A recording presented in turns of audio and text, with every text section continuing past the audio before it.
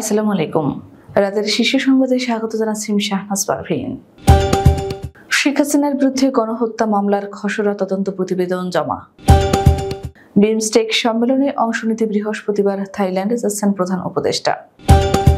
BNP কখনো বলেনি আগে নির্বাচন পরে সংস্কার, মির্জা ফখরুল। দিল্লিতে বসে যতই ষড়যন্ত্র করুক খুনিদের বিচার করবই অ্যাটর্নি জেনারেল।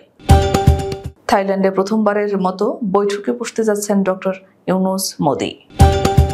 চট্টগ্রামে একই স্থানে টানা ৩ দিন দুর্ঘটনা, আজও ঝরল ১০ প্রাণ। উল্লাপাড়ায় অস্ত্র লুট মামলায় আওয়ামী লীগের নেতা গ্রেফতার।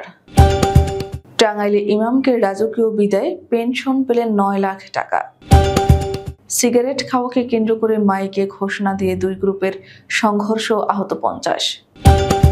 লিবিয়ায় অপহৃত ২৩ বাংলাদেশি উদ্ধার। স্বাস্থ্য বিভাগে ব্যাপক ছাঁটাই শুরু করেছে ট্রাম্পের প্রশাসন। সীমান্ত পেরিয়ে ভারতে ঢুকে গুলি চালালো পাকিস্তানি সেনারা। শুনছিলেন শিরোনাম, এবার বিস্তারিত। শেখ হাসিনার বিরুদ্ধে জুলাই গণহত্যার মামলার খসড়া তদন্ত রিপোর্ট আন্তর্জাতিক অপরাধ ট্রাইব্যুনালের প্রসিকিউশনে জমা দিয়েছে তদন্ত সংস্থা, এমনটা জানিয়েছেন চিফ প্রসিকিউটর তাজুল ইসলাম। বুধবার গণমাধ্যমকে এ তথ্য জানান তিনি।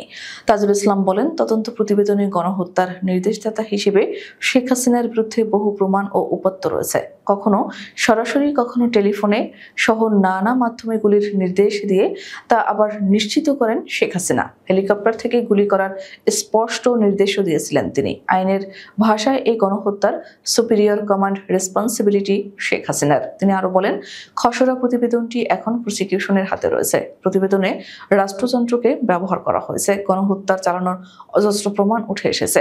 শিগগিরই চূড়ান্ত প্রতিবেদন ট্রাইব্যুনালে জমা দেওয়া হবে। দক্ষিণ এশিয়ার শীর্ষ নেতাদের অংশগ্রহণে থাইল্যান্ডে বিমস্টেকের ৬ষ্ঠ শীর্ষ সম্মেলনে যোগ দিতে বৃহস্পতিবার ব্যাংককে যাচ্ছেন অন্তর্বর্তী সরকারের প্রধান উপদেষ্টা ডক্টর মোহাম্মদ ইউনূস। এই সফরে প্রধান উপদেষ্টার সফরসঙ্গী হবেন পররাষ্ট্র উপদেষ্টা মোহাম্মদ তৌহিদ হোসেন এবং পররাষ্ট্র সচিব মোহাম্মদ জসিমউদ্দিন। সম্মেলনের আগে বিমস্টেকের জ্যেষ্ঠ কর্মকর্তাদের বৈঠকে বাংলাদেশ প্রতিনিধি দলের নেতৃত্ব দেবেন পররাষ্ট্র সচিব। ২ এপ্রিল পররাষ্ট্রমন্ত্রী পর্যায়ের বৈঠকের নেতৃত্ব দেবেন পররাষ্ট্র উপদেষ্টা। এরপর ৪ এপ্রিল শীর্ষ সম্মেলনে যোগ দেবেন সরকার প্রধান। আগে নির্বাচন পরে সংস্কার, এমন কথা বিএনপি কখনো বলেনি বলে মন্তব্য করেছেন দলটির মহাসচিব মির্জা ফখরুল ইসলাম আলমগীর। তিনি বলেন, বিএনপি আগে নির্বাচন পরে সংস্কারের কথা বলেনি। এটা যদি কেউ বলে থাকে তাহলে ভুল ব্যাখ্যা দেওয়া হচ্ছে, জনগণকে বিভ্রান্ত করা হচ্ছে।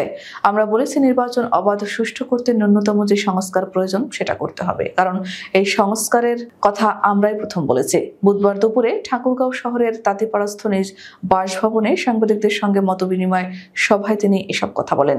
বিএনপিকে টার্গেট করা হচ্ছে দাবি করে মহাসচিব বলেন, সামাজিক যোগাযোগ মাধ্যমে বিএনপিকে টার্গেট করে প্রচারণা করা হচ্ছে যে বিএনপি আগে নির্বাচন চায়, তারপর সংস্কার চায়, অথবা সংস্কার চায় না, নির্বাচন চায়, যা একেবারেই মিথ্যে।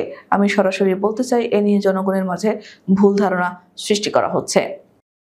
অ্যাটর্নি জেনারেল মোহাম্মদ আসাদুজ্জামান বলেছেন, ছাত্র জনতার অভ্যুত্থানের মুখে ক্ষমতাচ্যুত প্রধানমন্ত্রী শেখ হাসিনা দিল্লিতে বসে দেশ বিরোধী ষড়যন্ত্রে লিপ্ত রয়েছেন। বুধবার দুপুরে ঝিনাইদহের শৈলকুপায় জরিফ বিশ্বাস ডিগ্রি কলেজে আয়োজিত এক অনুষ্ঠানে অ্যাটর্নি জেনারেল এ অভিযোগ করেন। তিনি বলেন, ফ্যাসিবাদী খুনিদের বিচার করবই। জুলাই বিপ্লবে যেসব শহীদদের রক্তের উপর দেশ ফ্যাসিবাদ মুক্ত হয়েছে, তাদের রক্তের ঋণ পরিশোধ করতে হবে আমাদের। ভারতে বসে কোনো ষড়যন্ত্রী দেশের মানুষকে সেই বিচার থেকে ফেরাতে পারবে না। সব জল্পনা কল্পনার অবসান ঘটিয়ে অবশেষে বাংলাদেশের অন্তর্বর্তী সরকারের প্রধান উপদেষ্টা ডক্টর মোহাম্মদ ইউনূসের সঙ্গে ভারতের প্রধানমন্ত্রী নরেন্দ্র মোদীর দ্বিপাক্ষিক বৈঠক অনুষ্ঠিত হতে যাচ্ছে। বৃহস্পতিবার থাইল্যান্ডের রাজধানী ব্যাংককে বিমস্টেক সম্মেলনের ফাঁকে সাইডলাইনে একান্ত আলোচনায় বসবেন ২ নেতা। বুধবার থাইল্যান্ডের রাজধানী ব্যাংকক থেকে সরকারের একটি নির্ভরযোগ্য সূত্র বিষয়টি গণমাধ্যমকে নিশ্চিত করেছেন। সূত্র জানায়, বিকেল ভারতের তরফ থেকে বৈঠকের বিষয়টি নিশ্চিত করা হয়েছে। ব্যাংকক সময় বৃহস্পতিবার বিকেল ৩টা ৪৫ মিনিটে এ বৈঠক হওয়ার কথা রয়েছে। চট্টগ্রামের লোহাগাড়া উপজেলায় বাস ও মাইক্রোবাসের মুখোমুখি সংঘর্ষে নারী শিশুসহ 7 জন নিহত হয়েছেন। তাদের মধ্যে ঘটনাস্থলে 7 জন এবং হাসপাতালে নেওয়ার পর আরও 3 জন মারা যান। বুধবার সকাল 7টার দিকে উপজেলার চন্তি জাঙ্গালিয়া এলাকায় চট্টগ্রাম কক্সবাজার মহাসড়কে এই দুর্ঘটনা ঘটে। এ ঘটনায় গুরুতর আহত হয়েছেন আরও 6 জন। এর আগে একই স্থানে ঈদের দিন সোমবার 2 বাসের মধ্যে মুখোমুখি সংঘর্ষে 5 জন নিহত হন। এরপর দিন মঙ্গলবারও একই স্থানে 2টি মাইক্রোবাস নিয়ন্ত্রণ হারিয়ে খাদে পড়ে 8 জন আহত হন। সিরাজগঞ্জের উল্লাপাড়ায় থানায় হামলা, অগ্নিসংযোগ ও অস্ত্র লুটের মামলায় আওয়ামী লীগের যুগ্ম সাধারণ সম্পাদক হেদায়েতুল আলম রেজাকে গ্রেফতার করেছে পুলিশ। বুধবার সকালে উল্লাপাড়া উপজেলার হাজী কুমরুল ইউনিয়নের আকন্দপাড়া গ্রামে তার ভাইয়ের বাড়ি থেকে তাকে গ্রেফতার করা হয়। গ্রেফতার হেদায়েতুল আলম রেজা উল্লাপাড়া সলঙ্গ থানা আওয়ামী লীগের যুগ্ম সাধারণ সম্পাদক ও হাজী কুমরুল ইউনিয়ন পরিষদের সাবেক চেয়ারম্যান। প্রায় 3 যুগ ইমামতি শেষে ইমামকে অবসরকালীন রাজকীয় বিদায়ী সংবর্ধনা দিয়েছেন গ্রামবাসী। বিদায় বেলায় ইমামকে ফুল ছিটিয়ে এবং ক্রেস্ট দিয়ে সংবর্ধনা দেওয়া হয়। সঙ্গে এককালীন পেনশন হিসেবে দেওয়া হয় 9 লাখ টাকা। পরে ঘোড়ার গাড়িতে করে তাকে পৌঁছে দেওয়া হয় বাড়িতে। মঙ্গলবার দুপুরে টাঙ্গাইলের মির্জাপুর উপজেলার উয়ারশী ইউনিয়নের নতুন কহেলা জামে মসজিদের ইমাম ও খতিবকে এই রাজকীয় বিদায় সংবর্ধনা দেওয়া হয়েছে। চাঁদপুরের হাজীগঞ্জে সিগারেট খাওয়াকে কেন্দ্র করে 2 গ্রুপের লোকজনের মধ্যে সংঘর্ষ হয়েছে। মঙ্গলবার রাতে হাজীগঞ্জ পৌরসভার 10 ও 11 নং ওয়ার্ড রান্ধুনিমুড়া গ্রামে এই সংঘর্ষে অন্তত 50 জন আহত হয়েছেন বলে জানা গেছে। আহতদের উদ্ধার করে হাজীগঞ্জ উপজেলা স্বাস্থ্য কমপ্লেক্স হাসপাতাল সহ স্থানীয়ভাবে প্রাথমিক চিকিৎসা দেওয়া হয়েছে। লিবিয়ার মিশরাতা শহরে সিকিউরিটি ডিরেক্টরেটের অপরাধ তদন্ত বিভাগ একটি সফল অভিযানে 23 জন বাংলাদেশি নাগরিককে উদ্ধার করেছে। অপহরণকারী চক্রের হোতা ও তাদের সহযোগীদের বিরুদ্ধে এই অভিযান পরিচালিত হয়। বুধবার লিবিয়ায় বাংলাদেশ দূতাবাস তাদের ফেসবুক পেজে এই ঘটনা প্রকাশ করেছে। দূতাবাসের ফেসবুক পোস্টে জানানো হয়, মিশরাতার আল গিরান থানায় বিদেশি নাগরিকদের অপহরণ এবং মুক্তিপণের জন্য নির্যাতনের অভিযোগ পাওয়া যায়। এই অভিযোগের ভিত্তিতে সিআইডি তদন্ত শুরু করে এবং অপহরণকারী চক্রের অবস্থান চিহ্নিত করার পর সফল অভিযান চালায়। এর ফলস্বরূপ 23 বাংলাদেশি নাগরিককে উদ্ধার করা হয় এবং অপহরণকারীদের মধ্যে 2 জনকে গ্রেপ্তার করা হয়।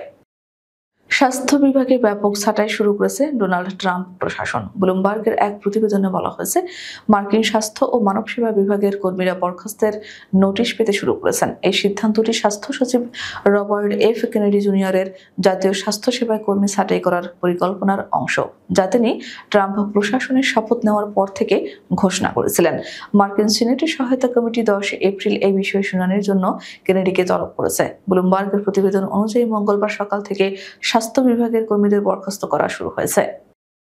সীমান্ত রেখা লাইন অব কন্ট্রোল বা নিয়ন্ত্রণ রেখা পেরিয়ে ভারতে ঢুকে পড়েছিল পাকিস্তানি সেনারা। এমনকি তারা ভারতীয় সেনা ঘাঁটিতে গুলিও চালিয়েছে। দেশটি এই অনুপ্রবেশকে যুদ্ধবিরতি চুক্তির সুস্পষ্ট লঙ্ঘন বলে আখ্যা দিয়েছেন। আমাদের আগামীকাল রাতের সংবাদ দেখার আমন্ত্রণ জানিয়ে এখনকার মতো বিদায় নিচ্ছি। দর্শক, ভিডিওটি শেষ পর্যন্ত দেখার জন্য আপনাকে অসংখ্য ধন্যবাদ। নিত্য নতুন সংবাদ পেতে আমাদের ইউটিউব চ্যানেলটি সাবস্ক্রাইব করুন ও নিয়মিত নোটিফিকেশন পেতে বেল বাটনটি ক্লিক করুন এবং আমাদের ফেসবুক পেজটিতে লাইক করুন। এছাড়াও আমাদের ভিডিওতে লাইক দিয়ে শেয়ার করুন। আল্লাহ হাফেজ।